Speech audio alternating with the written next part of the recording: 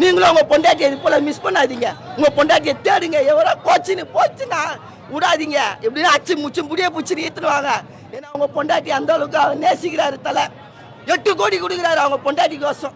8 கோடி. நம்மள இருந்தா 1 கோடி கொடுப்போமா? அண்ணன் 8 கோடி கொடுக்குறாரு அவங்க பொண்டாட்டி கோசம். அந்த அளவுக்கு பாசம் அவங்க பொண்டாட்டி மேல. அதே போல நீங்களும் உங்க பாசத்தை வைங்க உங்க பொண்டாட்டி மேல. எனக்கும் கல்யாணம் ஆயிருக்கு, ஒரு குழந்தை இருக்கு. என்னடா ஒன்னும் கொடுக்க மாட்டேன். ஏன்னா கொடுக்குற அளவுக்கு எதுவும் இல்லை. பேசிக்காது கேட்காது. அவரு பேசல இதுல கேட்கும். இருங்க ஒருத்தர் போவாரு. சொல்லுங்க, சேசிங் சீன்லாம் எப்படி இருந்தது? கார் சேஸ்லாம் ஐயோ ஐயோ ஐயோ, ஒரே காரு கலக்குறாரு ரோடு. அவரு ஓட்டுறாரு பாருங்க காரு, சும்மா பெரட்டு அறுது பொறுப்பு எப்படியா பட்டு நிக்கிறா போல. ஒரே கார்ல ஒரு பொண்டாட்டிய ஒரு கார்லயே சேஸ் பண்றா போல. எவ்வளவு நேரம் தான் அவரை சேஸ் பண்ணுவாரு?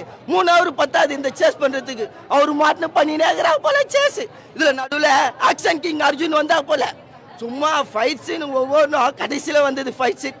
நானும் நடுவில் கொடுப்பாங்கன்னு நினைச்சேன், கொடுக்கல. ஆனா கடைசியில தான் ஒரு ஃபைட் சீனை கொடுத்தாங்க. நல்லா இருக்கு பாட்டு. ஃபர்ஸ்ட் பாட்டு அருமையா இருக்கு. சபரீபா சபரீபா அந்த பாட்டு வேற மாதிரி இருக்கு. ஏதோ ஒண்ணு எந்த பாட்டு ரசிங்க, ஆராயாதீங்க ஒரு பாட்டையும். நல்லா இருக்கு. நீங்களும் உங்க பொண்டாட்டிய பாசமா நேசமா. வேற பாட்டு அது கதைக்கு பின்னாடி அப்படியே போகுது. அதனால நம்மளுக்கு தெரியல என்ன பாட்டு வந்ததுன்னு. ரொம்ப நன்றி.